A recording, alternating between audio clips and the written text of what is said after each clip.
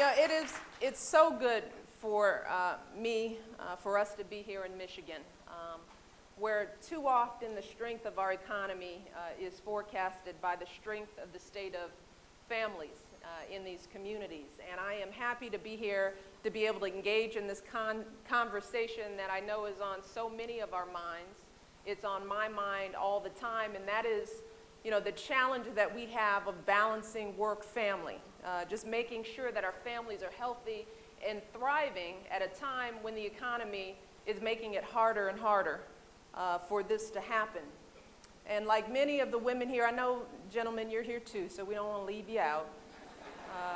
But speaking as a woman, I find myself and have found myself over the course of my life wearing so many different hats, playing so many different roles. I have been a career woman, a professional, a wife, a sister, a best friend, but the role that I hold so dear, that is the most important thing that I ever do, is being mom. Say amen to mom. There isn't a moment that goes by that I am not thinking about my little girls. They are the first things that I think about when I wake up in the morning and the last thing I think about before I go to bed. And I don't care where I am, what I am doing, whether I'm campaigning, whether I'm at home doing laundry, whether I'm at work, they are on my mind. I am constantly thinking about what I have to do as a mother to make their lives better.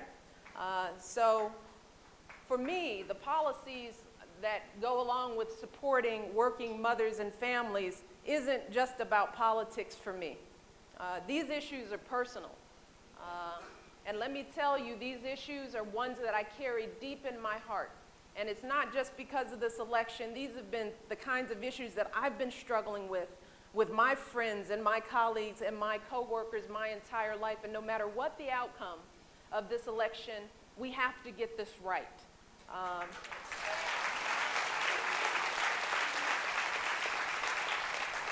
And the thing that amazes me is how different things are for working families as compared to the way things were when I was growing up. You see, when I was a kid, and everybody probably knows this by now, I am a working class kid from a working class community. My father was a shift worker. He worked a shift for the city his entire life. And back then, that single salary could support a family of 4. And my mother stayed home and took care of me and my brother because she could. But today, one income, especially the income of a city worker, just doesn't cut it anymore. In most families that we see in this nation, both parents have to work. It's no longer a choice to stay home, even if those are your values and you decide as a woman, as a family, that you want to stay home, you can't afford to do it. And I don't know how single parents do it, and there are millions of them all across this country. It is harder to make ends meet. Oftentimes, parents are finding that they need 1, 2, 3 jobs just to make ends meet. And that doesn't include the jobs that happen once you punch out of the clock and you get home. Then you've got a whole nother set of jobs awaiting you. And again, forgive me to the men in the room, but those jobs still fall disproportionately on the laps of women. Those jobs like laundry doer, breakfast cooker, discipline handing outer. And as we see the bills pile up and things not coming together, we have that added responsibility of late night worrying that so many of us have been faced with. And like many of you, I have often stood back and wished for that magic machine that would extend the day. Give me about 5 more hours at the end of the day so that I could do it all and then still get a good night's sleep. Or maybe that machine that could multiply myself. I was talking to a girlfriend of mine who is here traveling with me. She has 4 boys.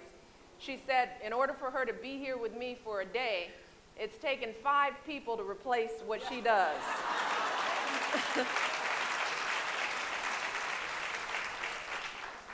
But the truth be told, even with all that wishing, Barack and I know that we are blessed, that we are lucky.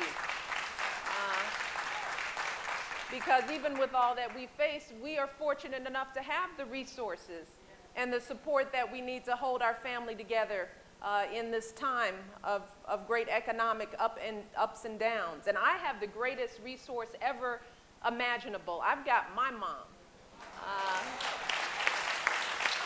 We are fortunate enough to live right nearby where I grew up. And there's nothing like grandma when you got to travel and you're working. She is picking up those girls. She will be out front at the gate. And she will make sure that they may not go to bed on time. You know, there's some things you give up. But she is a wonderful resource to me. And Barack and I know that many families across this country aren't so fortunate. It's not because they don't have those around them who love them, but when you're in an economy where jobs are drying up, young people are moving away to find jobs. And when you move away for a job, you move away from your support structures, like your families, those great aunts. And as Barack and I have traveled this country for the last year and a half, we have heard so many stories. Stories like Tanisha's and the ones we're going to hear for these wonderful women.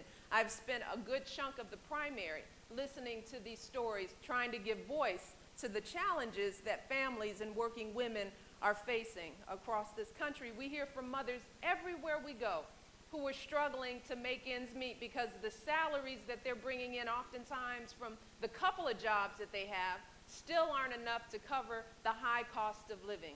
With escalating gas prices, people are making the decision about whether they can put gas in their car to get to work or buy groceries. And we're still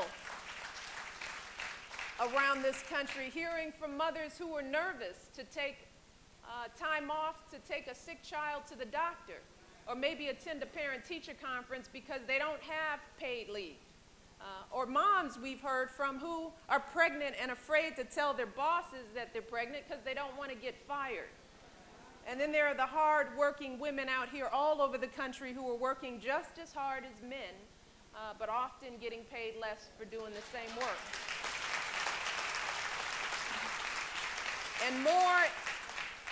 And more, I have had the privilege of talking to military families.